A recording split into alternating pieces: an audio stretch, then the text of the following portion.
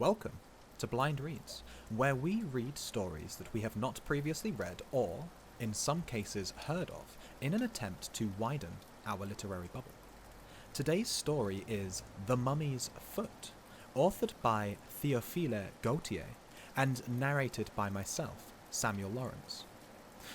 In this story, we follow a man visiting an old antique store, searching for something to add to his personal collection. Enjoy.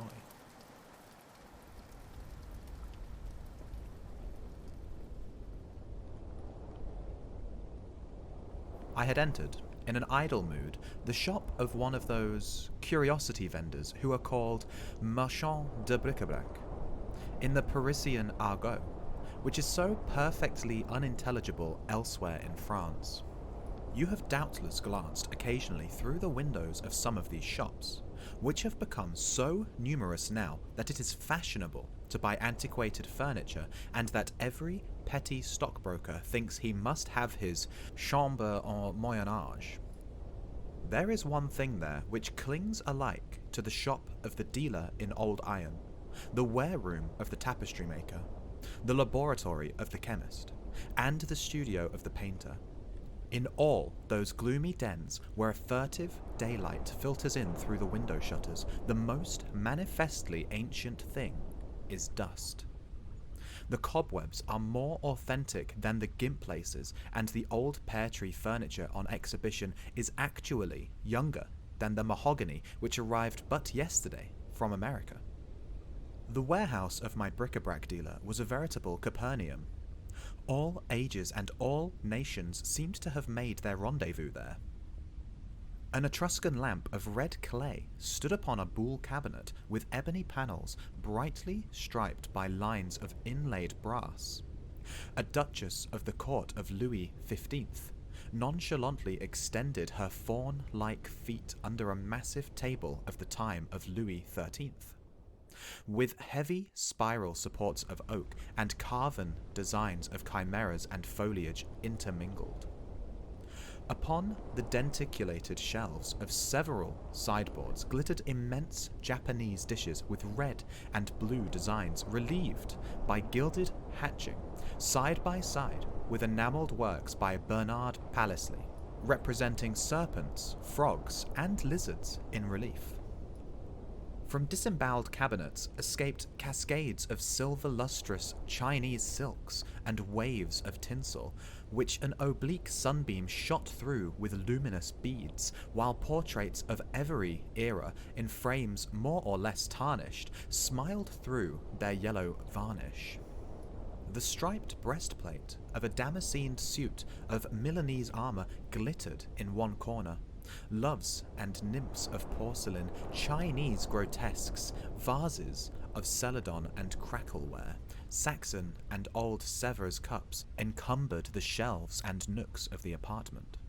The dealer followed me closely through the tortuous way contrived between the piles of furniture, warding off with his hand the hazardous sweep of my coat skirts, watching my elbows with the uneasy attention of an antiquarian and a usurer. It was a singular face, that of the merchant, an immense skull, polished like a knee, and surrounded by a thin aureole of white hair, which brought out the clear salmon tint of his complexion all the more strikingly, lent him a false aspect of patriarchal bonhomie, counteracted, however, by the scintillation of two little yellow eyes which trembled in their orbits like two louis d'or upon quicksilver. The curve of his nose presented an aquiline silhouette, which suggested the Oriental or Jewish type. His hands, thin, slender, full of nerves which projected like strings upon the fingerboard of a violin, and armed with claws like those on the terminations of bats' wings, shook with senile trembling. But those convulsively agitated hands became firmer than steel pincers or lobster claws when they lifted any precious article, an onyx cup, a Venetian glass, or a dish of Bohemian crystal. This strange old man had an aspect so thoroughly rabbinical and cabalistic, that he would have been burnt on the mere testimony of his face 3 centuries ago. "Will you not buy something from me today, sir? Here is a Malay crease, with a blade undulating like flame. Look at those grooves contrived for the blood to run along, those teeth set backwards so as to tear out the entrails in withdrawing the weapon. It is a fine character of ferocious arm, and will look well in your collection. This 2-handed sword is very beautiful. It is the work of Joseph de la Hera, and this colicamard with its fenestrated guard, what a superb specimen of handicraft. No, I have quite enough weapons and instruments of carnage. I want a small figure, something which will suit me as a paperweight, for I cannot endure these trumpery bronzes which the stationers sell, and which may be found on everybody's desk." The old gnome foraged among his ancient wares and finally arranged before me some antique bronzes, so called at least, fragments of malachite, little Hindu or Chinese idols, a kind of pusa toys in jade stone representing the incarnations of Brahma or Vishnu, and wonderfully appropriate to the very undivine office of holding papers and letters in place. I was hesitating between a porcelain dragon, all constellated with warts, its mouth formidable with bristling tusks and ranges of teeth, and an abominable little Mexican fetiche representing the god Vitziliputzili or Natural, when I caught sight of a charming foot, which I at first took for a fragment of some antique Venus. It had those beautiful ruddy and tawny tints that lead to Florentine bronze that warm living looks so much preferable to the grey-green aspect of common bronzes, which might easily be mistaken for statues in a state of putrefaction. Satiny gleams played over its rounded forms, doubtless polished by the amorous kisses of 20 centuries, for it seemed a Corinthian bronze, a work of the best era of art, perhaps moulded by Lysippus himself.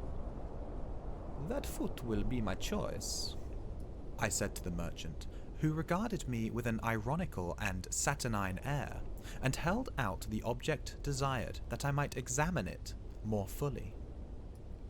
I was surprised at its lightness. It was not a foot of metal, but in sooth a foot of flesh, an embalmed foot, a mummy's foot. On examining it still more closely, the very grain of the skin and the almost imperceptible lines impressed upon it by the texture of the bandages became perceptible. The toes were slender and delicate, and terminated by perfectly formed nails, pure and transparent as agates. The great toe, slightly separated from the rest, afforded a happy contrast in the antique style to the position of the other toes, and lent it an aerial lightness, the grace of a bird's foot. The sole scarcely streaked by a few almost imperceptible crosslines afforded evidence that it had never touched the bare ground and had only come into contact with the finest matting of Nile rushes and the softest carpets of panther skin. "You want the foot of the princess, Hermonthis?" exclaimed the merchant with a strange giggle, fixing his owlish eyes upon me. "For a paperweight, an original idea, artistic idea. Old Pharaoh would certainly have been surprised had someone told him that the foot of his adored daughter would be used for a paperweight after he had had a mountain of granite hollowed out as a receptacle for the triple coffin, painted and gilded, covered with hieroglyphics and beautiful paintings of the judgment of souls. Continued the queer little merchant, half audibly, as though talking to himself. How much will you charge me for this mummy fragment? Ah, the highest price I can get, for it is a superb piece. If I had the match of it, you could not have it for less than 500 francs. The daughter of a pharaoh? Nothing is more rare. Assuredly, that is not a common article, but still, how much do you want? In the first place, let me warn you that all my wealth consists of just 5 louis. I can buy anything that costs 5 louis, but nothing dearer. You might search my vest pockets and most secret drawers without even finding one poor 5-franc piece more. 5 louis for the foot of the Princess Hermonthis? That is very little indeed. 'Tis an authentic foot, muttered the merchant, shaking his head and imparting a peculiar rotary motion to his eyes. Well, take it, and I will give you the bandages into the bargain, he added, wrapping the foot in an ancient damask rag. Very fine. Real damask. Indian damask, which has never been redyed. It is strong, and yet it is soft, he mumbled, stroking the frayed tissue with his fingers. Through the trade-acquired habit which moved him to praise even an object of such little value that he himself deemed it only worth giving away. He poured the gold coins into a sort of medieval alms purse hanging at his belt, repeating, "The foot of Princess Hermonthis, to be used as a paperweight." Then, turning his phosphorescent eyes upon me, he exclaimed in a voice strident as the crying of a cat which has swallowed a fishbone, "Old Pharaoh will not be well pleased. He loved his daughter, the dear man." "You speak as if you were a contemporary of his. You are old enough, goodness knows. But you do not date back to the pyramids of Egypt," I answered laughingly from the threshold. I went home, delighted with my acquisition, with the idea of putting it to profitable use as soon as possible. I placed the foot of the divine Princess Hermonthis upon a heap of papers, scribbled over with verses, in themselves an undecipherable mosaic work of erasures, articles freshly begun, letters forgotten and posted in the table drawer instead of the letterbox, an error to which absent-minded people are peculiarly liable. The effect was charming, bizarre, and romantic. Well satisfied with this embellishment, I went out with the gravity and pride becoming one who feels that he has had the ineffable advantage over all the passers-by whom he elbows, of possessing a piece of the Princess Hermonthis, daughter of Pharaoh.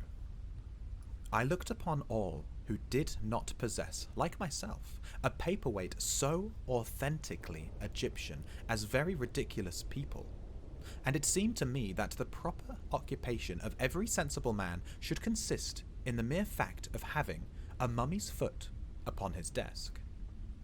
Happily, I met some friends whose presence distracted me in my infatuation with this new acquisition. I went to dinner with them, for I could not very well have dined with myself.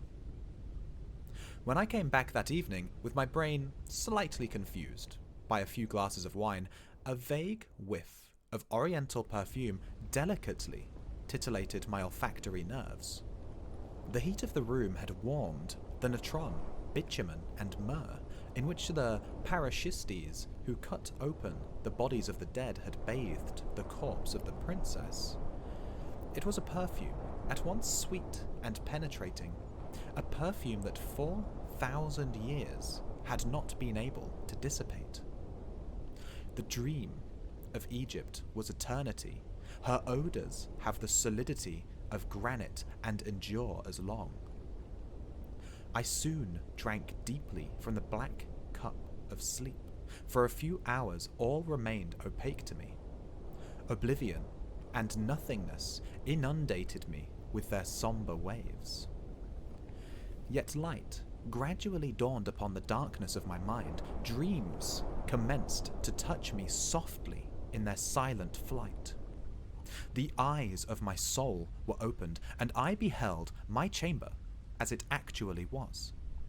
I might have believed myself awake, but for a vague consciousness which assured me that I slept and that something fantastic was about to take place. The odour of the myrrh had augmented in intensity, and I felt a slight headache, which I very naturally attributed to several glasses of champagne that we had drunk to the unknown gods and our future fortunes. I peered through my room with a feeling of expectation which I saw nothing to justify. Every article of furniture was in its proper place. The lamp, softly shaded by its globe of ground crystal, burned upon its bracket. The watercolour sketches shone under their bohemian glass. The curtains hung down languidly. Everything wore an aspect of tranquil slumber. After a few moments, however, all this calm interior appeared to become disturbed. The woodwork cracked stealthily. The ash-covered log suddenly emitted a jet of blue flame, and the discs of the pateras seemed like great metallic eyes watching, like myself, for the things which were about to happen. My eyes accidentally fell upon the desk where I had placed the foot of the Princess Hermonthis. Instead of remaining quiet as behooved a foot which had been embalmed for 4,000 years, it commenced to act in a nervous manner, contracted itself, and leapt over the papers like a startled frog. One would have imagined that it had suddenly been brought into contact with a galvanic battery. I could distinctly hear the dry sound made by its little heel, hard as the hoof of a gazelle. I became rather discontented with my acquisition, inasmuch as I wished my paperweights to be of a sedentary disposition, and thought it very unnatural that feet should walk about without legs, and I commenced to experience a feeling closely akin to fear.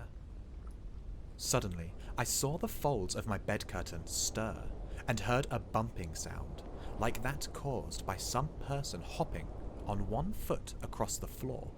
I must confess I became alternately hot and cold, that I felt a strange wind chill my back, and that my suddenly rising hair caused my nightcap to execute a leap of several yards.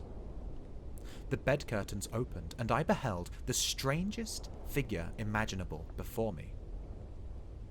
It was a young girl of a very deep coffee-brown complexion, like the Bayadere Amani, and possessing the purest Egyptian type of perfect beauty. Her eyes were almond-shaped and oblique, with eyebrows so black that they seemed blue. Her nose was exquisitely chiselled, almost Greek in its delicacy of outline, and she might indeed have been taken for a Corinthian statue of bronze, but for the prominence of her cheekbones and the slightly African fullness of her lips, which compelled one to recognize her as belonging, beyond all doubt, to the hieroglyphic race which dealt upon the banks of the Nile. Her arms, slender and spindle-shaped, like those of a very young girl, were encircled by a peculiar kind of metal bands and bracelets of glass beads. Her hair was all twisted into little cords, and she wore upon her bosom a little idol figure of green paste, bearing a whip with 7 lashes, which proved it to be an image of Isis. Her brow was adorned with a shining plate of gold, and a few traces of paint relieved the coppery tint of her cheeks. As for her costume, it was very odd indeed. Fancy a panier or skirt, all formed with little strips of material bedizened with red and black hieroglyphics, stiffened with bitumen, and apparently belonging to a freshly unbandaged mummy. In one of those sudden flights of thought so common in dreams, I heard the hoarse falsetto of the bric-a-brac dealer repeating like a monotonous refrain the phrase he had uttered in his shop with so enigmatical an intonation. "Old Pharaoh will not be well pleased. He loved his daughter, the dear man."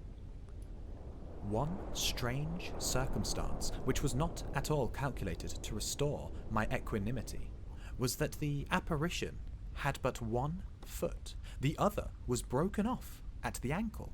She approached the table where the foot was starting and fidgeting about more than ever, and there supported herself upon the edge of the desk. I saw her eyes fill with pearly, gleaming tears. Although she had not as yet spoken, I fully comprehended the thoughts which agitated her. She looked at her foot, for it was indeed her own, with an exquisitely graceful expression of coquettish sadness, but the foot leapt and ran hither and thither, as though impelled on steel springs. Twice or thrice she extended her hand to seize it, but could not succeed. Then commenced between the Princess Hermonthis and her foot, which appeared to be endowed with a special life of its own, a very fantastic dialogue in a most ancient Coptic tongue, such as might have been spoken 30 centuries ago in the syrinxes of the land of Sur. Luckily, I understood Coptic perfectly well that night. The Princess Hermonthis cried in a voice sweet and vibrant as the tones of a crystal bell. "Well, my dear little foot, you always flee from me. Yet I always took good care of you. I bathed you with perfumed water in a bowl of alabaster. I smoothed your heel with pumice stone mixed with palm oil. Your nails were cut with golden scissors and polished with a hippopotamus tooth. I was careful to select tatbebs for you, painted and embroidered and turned up at the toes, which were the envy of all the young girls in Egypt. You wore on your great toe rings bearing the device of the sacred Scarabsus, and you supported one of the lightest bodies that a lazy foot could sustain." The foot replied in a pouting and chagrined tone. "You know well that I do not belong to myself any longer. I have been bought and paid for. The old merchant knew what he was about. He bore you a grudge for having refused to espouse him. This is an ill turn which he has done to you. The Arab who violated your royal coffin in the subterranean pits of the necropolis of Thebes was sent thither by him. He desired to prevent you from being present at the reunion of the shadowy nations in the cities below. Have you 5 pieces of gold for my ransom?" "Alas, no. My jewels, my rings, my purses of gold and silver were all stolen from me," answered the Princess Hermonthis with a sob. "Princess," I then exclaimed, "I never retained anybody's foot unjustly. Even though you have not got the 5 louis, which it cost me, I present it to you gladly. I should feel unutterably wretched to think that I were the cause of so amiable a person as the Princess Hermonthis being lame." I delivered this discourse in a royally gallant troubadour tone which must have astonished the beautiful Egyptian girl.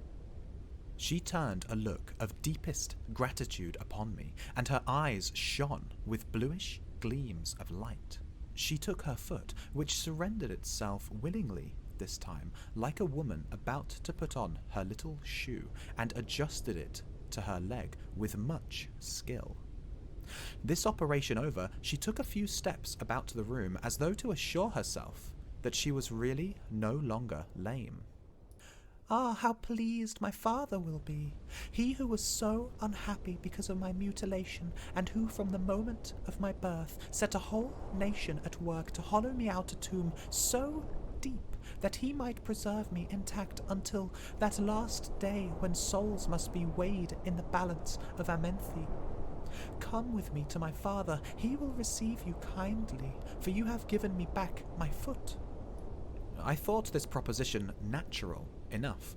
I arrayed myself in a dressing gown of large flowered pattern which lent me a very pharaonic aspect, hurriedly put on a pair of Turkish slippers, and informed the Princess Hermonthis that I was ready to follow her. Before starting, Hermonthis took from her neck the little idol of green paste and laid it on the scattered sheets of paper which covered the table. It is only fair, she observed smilingly, that I should replace your paperweight. She gave me her hand, which felt soft and cold, like the skin of a serpent, and we departed. We passed for some time with the velocity of an arrow through a fluid and greyish expanse in which half-formed silhouettes flitted swiftly by us to right and left. For an instant we saw only sky and sea. A few moments later, obelisks commenced to tower in the distance. Pylons and vast flights of steps guarded by sphinxes became clearly outlined against the horizon. We had reached our destination. The princess conducted me to a mountain of rose-coloured granite, in the face of which appeared an opening so narrow and low that it would have been difficult to distinguish it from the fissures in the rock, had not its location been marked by two stelae wrought with sculptures. Hermonthis kindled a torch and led the way before me.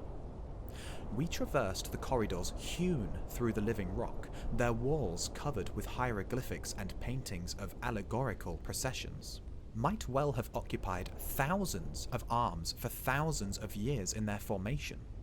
These corridors, of interminable length, opened into a square chambers in the midst of which pits had been contrived through which we descended by cramp irons or spiral stairways. These pits again conducted us into other chambers, opening into other corridors, likewise decorated with painted sparrowhawks, serpents coiled in circles, the symbols of the Tau and Pedum, prodigious works of art which no living eye can ever examine, interminable legends of granite which only the dead have time to read through all eternity. At last, we found ourselves in a hall so vast, so enormous, and so immeasurable that the eye could not reach its limits. Files of monstrous columns stretched far out of sight on every side, between which twinkled livid stars of yellowish flame, points of light which revealed further depths incalculable in the darkness beyond. The Princess Hermonthis still held my hand and graciously saluted the mummies of her acquaintance. My eyes became accustomed to the dim twilight, and objects became discernible. I beheld the kings of the subterranean races seated upon thrones, grand old men, though dry, withered, wrinkled like parchment, and blackened with naphtha and bitumen, all wearing pshents of gold and breastplates and gorgets glittering with precious stones, their eyes immovably fixed like the eyes of sphinxes, and their long beards whitened by the snow of centuries. Behind them stood their people, in the stiff and constrained posture enjoined by Egyptian art, all eternally preserving the attitude prescribed by the hieratic code.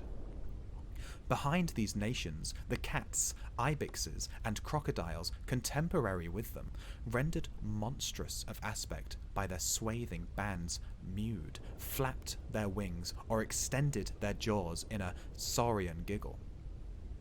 All the pharaohs were there: Cheops, Chephrenes, Psammetichus, Sesostris, Amenhotep, all the dark rulers of the pyramids and syrinxes. On yet higher thrones sat Kronos and Xisuthros, who was contemporary with the deluge, and Tubal-Cain, who reigned before it.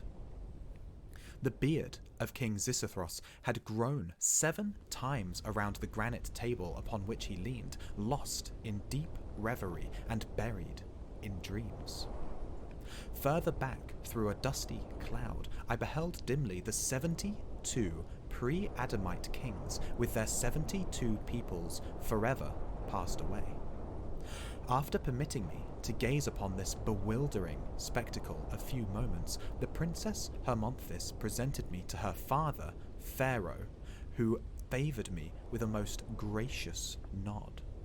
"I have found my foot again! I have found my foot!" cried the princess, clapping her little hands together with every sign of frantic joy. "It was this gentleman who restored it to me." The races of Kemi, the races of Nahasi, all the black, bronzed, and copper-coloured nations repeated in chorus. "The Princess Hermonthis has found her foot again! The Princess Hermonthis has found her foot again!" Even Xisuthros himself was visibly affected. He raised his heavy eyelids, stroked his moustache with his fingers, and turned upon me a glance weighty with centuries. "My Oms, the dog of hell and May, daughter of the sun and of truth, this is a brave and worthy lad," exclaimed Pharaoh, pointing to me with his sceptre, which was terminated with a lotus flower. "What recompense do you desire?"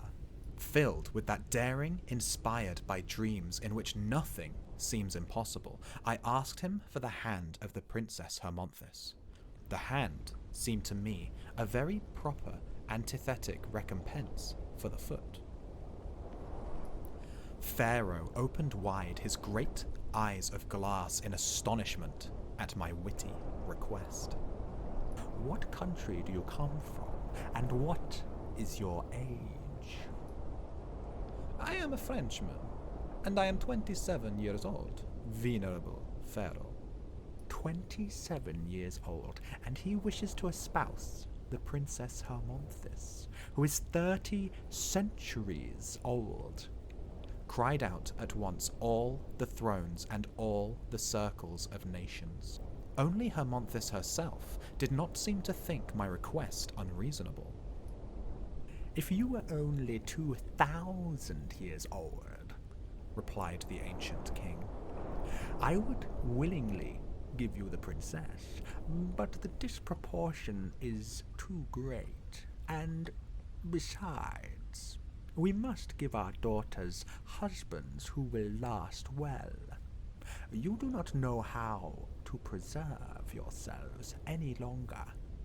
Even those who died only 15 centuries ago are already no more than a handful of dust.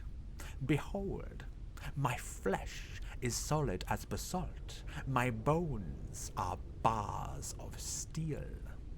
I will be present on the last day of this world with the same body and the same features which I had during my lifetime. My daughter Hermonthis will last longer than a statue of bronze. Then the last particles of your dust will have been scattered abroad by the winds, and even Isis herself, who was able to find the atoms of Osiris, would scarce be able to recompose your being. See how vigorous I yet remain, and how mighty is my grasp," he added, shaking my hand in the English fashion with a strength that buried my rings in the flesh of my fingers. He squeezed me so hard that I awoke, and found my friend Alfred shaking me by the arm to make me get up. "Oh, you everlasting sleeper, must I have carried you out into the middle of the street and fireworks exploded in your ears? It is afternoon. Don't you recollect your promise to take me with you to see M. Orgado's Spanish pictures?" "God, I forgot all about it," I answered, dressing myself hurriedly. "We will go there at once.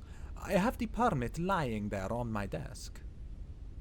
I started to find it, but fancy my astonishment when I beheld, instead of the mummy's foot I had purchased the evening before, the little green paste idol left in its place by the Princess Hermonthis.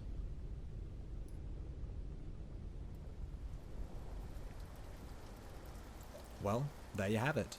With her foot returned, the Princess Hermonthis will be able to enjoy her afterlife without stumbling over.